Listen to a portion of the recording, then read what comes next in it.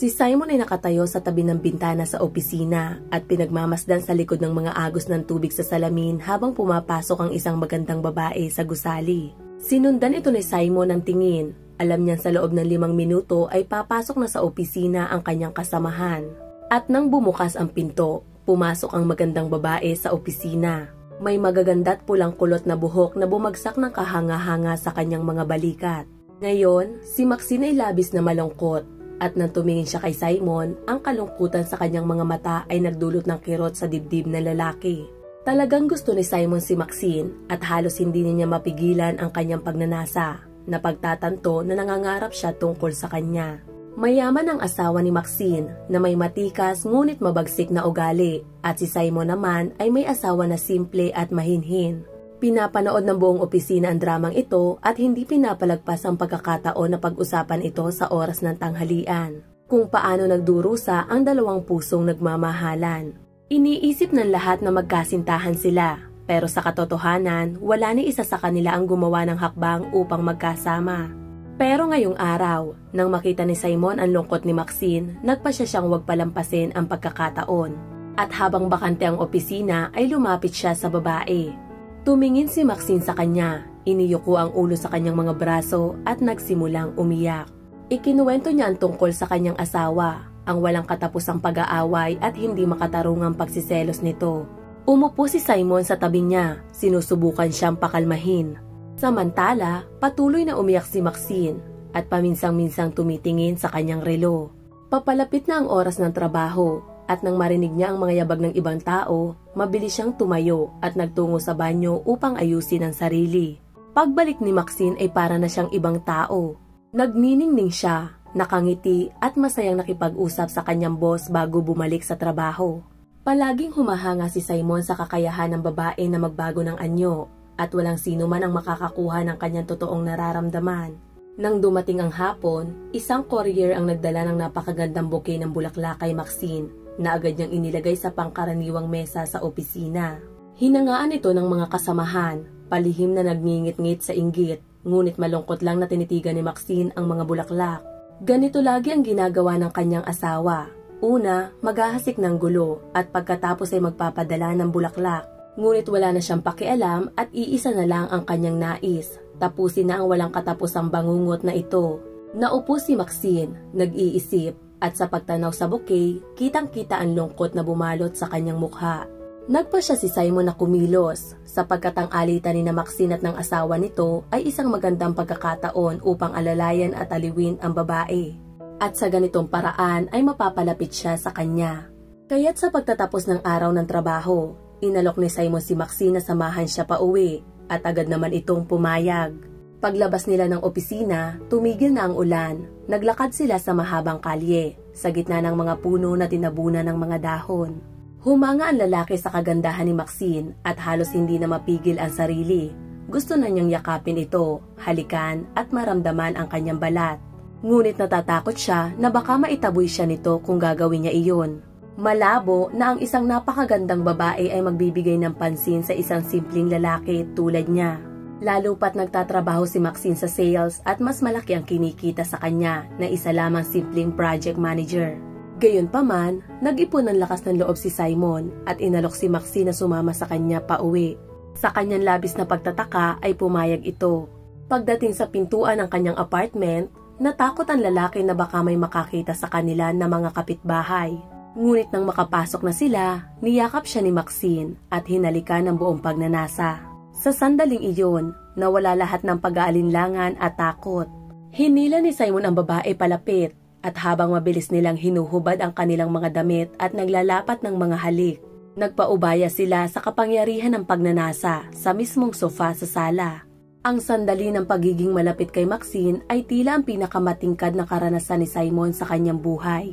At sa mismong oras na yon, tuluyan siyang na-in-love, na wala ng kontrol sa sarili. Nang dumating ang oras ng pamamaalam, tumawag siya ng taxi para sa babae. Tahimik silang lumabas ng apartment. Malungkot na pinagmasdan ni Simon si Maxine habang sumasakay ng taxi at unti-unting nawala ang sasakyan sa iskinita. Bumalik siya sa apartment at nagmadaling ayusin ang mga bagay na nagkalat sa sahig sa gitna ng kanilang matinding pagnanasa. Si Maxine ay palaging nasa isipan ni Simon at paulit-ulit na bumabalik sa kanya ang mga alaala ng kanilang sandali. Laking gulat niya nang mapansin na wala siyang nararamdamang kahihiyan sa pagtataksil sa kanyang asawa, ilang minuto lamang ang nakalipas. Dati iniisip niyang mahal niya si Rose, ngunit kailanman ay hindi nila naranasan ang ganoong matinding pagnanasa sa kanilang relasyon. Napaka-sorpresa rin ang kanilang pagpapakasal. Nakilala lamang niya si Rose bilang isang mabait, mahinahon at madaling pakisamahan na babae.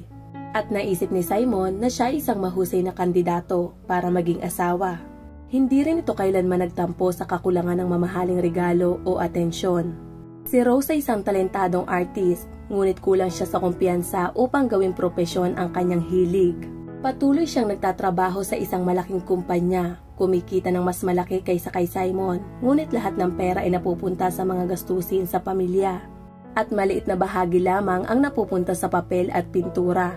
Ang tunog ng pagbukas ng pinto ay nagbalik kay Simon mula sa kanyang malalim na pag-iisip. Pagod na pumasok si Rose, naupo sa sofa upang makahinga mula sa kanyang labis na pagod. Ngunit bigla siyang nakadama ng kakaibang bagay. Isang amoy ng mamahaling pabango ng ibang babae ang naamoy niya sa pasilyo. Ngayon lang napagtanto ni Simon na nakalimutan niyang palabasin ang amoy sa apartment at agad siyang kinabahan sa takot na mahuli. Pilit niyang isinukbit ang walang kabang ekspresyon sa kanyang mukha at hinalikan ng kanyang asawa, ngunit naamoy muli ni Rose ang parehong pabango. Masakit na sumikip ang kanyang dibdib, ngunit hindi niya ito'y pinakita at tahimik na sumunod sa kanyang asawa papunta sa kusina. Inalok siya ni Simon ng hapunan, pero kape at cheesecake lamang ang gusto niya. Mabilis na sinulya pa ni Simon si Rose na para bang tinitimbang kung napansin nito ang kakaibang sitwasyon. Sa taas na 165 cm at bigat na humigit kumulang 64 na kilo, alam ni Simon na maraming lalaki ang maaakit sa figura ni Rose. Ngunit ang nais niya ay iba, si Maxine. Muling lumubog ang lalaki sa kanyang mga alaala. Ngunit bigla siyang natauhan nang marinig ang boses ng kanyang asawa. Sabi ng chief, may progreso daw ako at inalok ako ng posisyon bilang head ng department. Pero hindi ko sigurado kung kaya ko. Doble ang sahod, pero sulit ba? Tanong ni Rose na may halong pag-aalinlangan. Siyempre sulit yan. Rose, hindi ka talaga ambisyosa. Mariing sagot ni Simon, ramdam na nagsisimula na siyang mainis. Bakit hindi ka kumain ng normal na pagkain kaysa dyan sa mga pastry? Gagawin ko ang sa tingin kong tama. May intuitive diet ako at medyo nabawasan na rin ako ng timbang. Komportable ako at itutuloy ko ang regimen na yan. At tungkol sa trabaho, gusto kong magkaroon ng oras para magpinta. Hindi naman natin kailangan kitain ng lahat ng pera sa mundo. Sapat na ang meron tayo. Sinuntok si Simon ang kanyang kalmadong tugon. Tiningnan niya si Rose at napansin na talagang nabawasan siya ng timbang. Ngunit sa isip niya, malayo pa rin ito kumpara kay Maxine. Upang hindi na siya muling lamunin ng mga sariwang alaala, marahas na tinanong ni Simon kung kailan matatapos ng kanyang asawa ang pagpapagawa ng kanilang apartment. Labis siyang naiinis na napipilitan silang manirahan sa maliit na inuupahang apartment. Samantalang ang malaki at marangyang apartment na may panoramic na mga bintana na binili ni Rose bago sila ikasal ay walang gamit at nakatenga sa gitna ng lungsod. Walang pakialam na itinango ng babae ang kanyang balikat at kalmadong ipinaliwanag na hindi pa tapos ang mga pagkukumpuni sa apartment. Kaya sa ngayon, mananatili muna ang lahat sa kasalukuyang kalagayan. Simula ng araw na yon, nagkikita na sina Simon at Maxine sa mga hotel. Ayaw ni Simon na mahuli sa pagtataksil dahil tiyak na magwawakas ang kanyang buhay may asawa kung mangyari iyon. Lalo na ngayon dahil tinanggap na ni Rose ang bagong posisyon at mas mataas na ang kanyang sahod. Abala si Rose buong araw sa trabaho at kumuha siya ng card para sa asawa. Nag-iiwan ng pera para sa kanyang mga gastusin. Sanay si Simon sa ganitong sistema ng kanilang pamilya at kontento na siya rito. Humiling pa siya sa kanyang asawa ng sasakyan bilang regalo sa kanyang kaarawan na darating sa loob ng 2 buwan. Ngunit halos lahat ng perang inilalaan ni Rose sa card ay ginastos ni Simon sa mga regalo para kay Maxine. Ngunit sa hindi malamang dahilan, unti-unting nanlamig si Maxine. Mas madalas siyang mainis kay Simon, samantalang ang lalaki sa kabaliktaran ay lalo pang nahuhulog sa alindog ng mapulang buhok na kagandahan. Hanggang isang araw, sumabog ang inis ni Maxine. Karaniwan, pagkatapos ng trabaho ay magkikita sila sa hotel. Ngunit sa araw na yon, parang hindi pinapansin ng babae si Simon. Nagkunwari siyang wala ito at hindi maintindihan ng lalaki kung ano ang nangyayari. At sa tamang oras, habang nagbubuhos ng kape si Maxine, lumapit si Simon at mahina niyang ibinulong upang walang makadinig. Nahanda niyang tulungan siyang maibsan ang pagod pagkatapos ng trabaho. Ngunit bigla siyang pinutol ng babae. Malamig na sinabing tapos na ang lahat sa pagitan nila at pumasok ito sa kanyang opisina. Hindi agad naintindihan ng lalaki ang nangyari. Inisip niyang hindi lang gustong makipag-usap ni Maxine dahil may bago itong posisyon sa trabaho. Dagdag pa, ngayong araw sana isasabihin ni Simon na handa na niyang iwan ang kanyang asawa, pero mukhang napili niya ang maling oras para mag-usap. Bumalik si Simon sa kanyang workstation at makalipas ang isang oras, pumunta siya sa opisina ng boss dala ang mga papeles.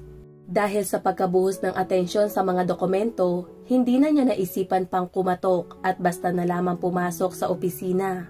Agad na natigil ang mga salita niya nang makita ang eksena sa loob.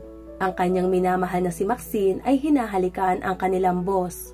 Namutla si Simon, bumigkas ng paumanhin at agad na lumabas ng opisina na parang isang bala. Inihagis niya ang mga dokumento sa kanyang desk at dali-daling lumabas ng gusali upang mahimasmasan. Bigla, lubos na naunawaan ni Simon ang bigat ng kanyang sitwasyon. Naniwala siya sa mapangahas at mapagmataas na babae at nagtaksil sa kanyang mabait at mapagmahal na asawa na laging handang gawin ang lahat para sa kanya. Naupo siya sa isang bangko sa likod ng gusali.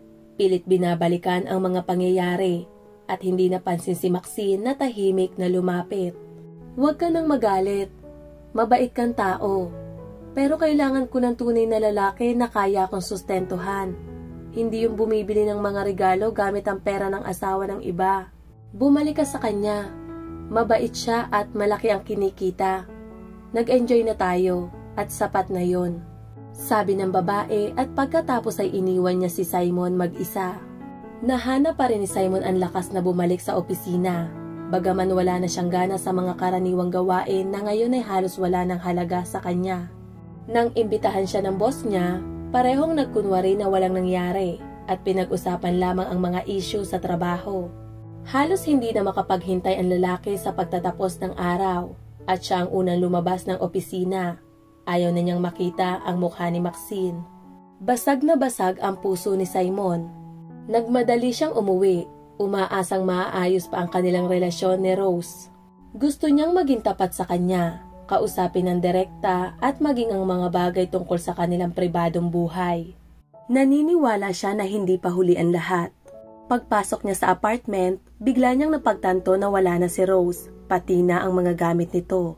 Pumunta siya sa kusina at doon ay nakita ang mga litrato nila ni Maxine na magkasama, mga larawan ng kanilang mga lihim na sandali. Dito niya napagtanto na nawala na sa kanya ang lahat. 3 araw ang lumipas bago siya nagpasya na kausapin si Rose.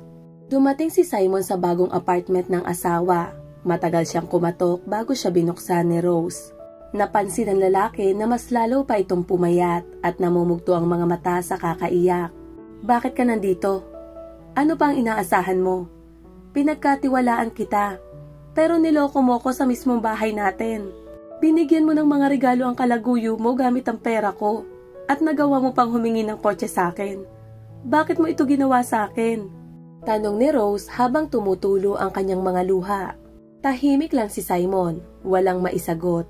Hindi niya kayang ipaliwanag o bigyang katwiran ang kanyang ginawa. Umiling-iling si Rose bago niya sinabing nagsampa na siya ng kaso para sa annulment at nakiusap na wag nang bumalik pa sa kanyang bahay.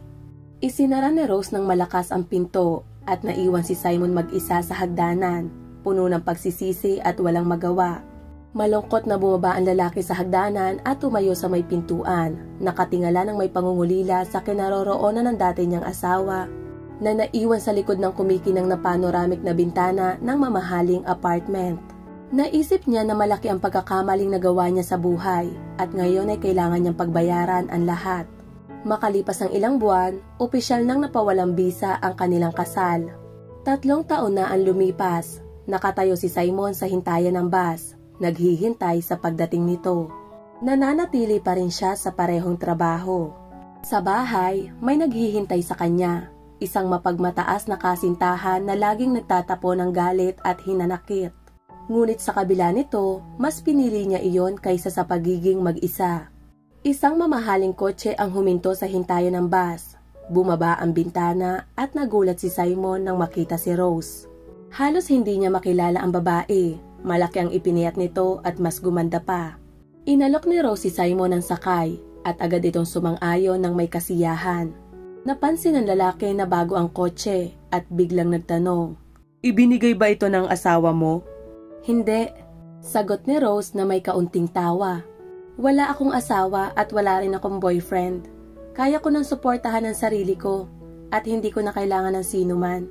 Ayoko nang sumugal ulit. Marami na akong natutunan mula sa relasyon natin at ayoko nang masaktan muli. Ngayon, sa wakas ay nakakapagpinta na ako sa sarili kong estudyo at masaya na ako." Si Simon ay lihim na umasa na maibabaling pa niya ang usapan upang makipagkasundo kay Rose. Ngunit mabilis niyang napagtanto na huli na ang lahat. Malinaw na ipinahiwatig ng babae na hindi na siya muling papasok sa isang relasyon kung saan siya ay gagamitin lamang. Pagkatapos ibaba si Simon, umalis si Rose at matagal niyang pinanood ang papalayong kotse. Pagkatapos, nang may mabigat na buntong hininga, mabagal siyang naglakad patungo sa pintuan. Pagpasok niya sa apartment, agad niyang narinig ang pag-aalboroto ng bago niyang kasintahan dahil hindi siya umorder ng pizza. Pagod na pagod si Simon sa mga walang katapusang pagwawala ng kanyang girlfriend. Kaya't sinabi niyang mag-impake ito ng gamit at umalis na agad sa apartment. At pagkatapos ay agad siyang nagkulong sa banyo. Dumaloy ang mga luha sa kanyang pisngi. Nang tumingin siya sa salamin, labis siyang nakaramdam ng kahihiyan at pagkasuklam sa sarili. Ngunit hindi niya mapigilan ang pag-iyak. Pinagluluksa niya ang kanyang buhay, sinusumpa ang sarili sa pagkakasangkot kay Maxine. Dahil kung hindi dahil sa kanya, siya sana ang nagmamaneho ng bagong kotse ngayon. At isang tahimik, mapagmahal at tapat na asawa ang naghihintay sa kanya sa bahay. Isang asawa na hindi kailanman magtataksil.